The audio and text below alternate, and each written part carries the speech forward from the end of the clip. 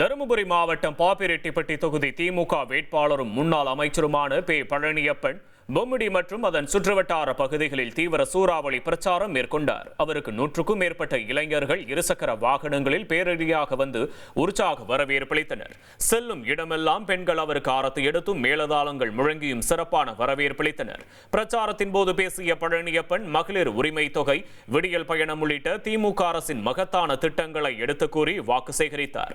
இளைஞர்களுக்கும் பெண்களுக்கும் வேலை வாய்ப்பை உருவாக்கி தருவதே தனது முதல் இலக்கு என்று குறிப்பிட்ட அவர், அரசு போட்டித் தேர்வுகளுக்கு தயாராகும் மாணவர்களுக்காக தொகுதியில் நவீன பயிற்சி மையம் அமைக்கப்படும் என உறுதியளித்தார்.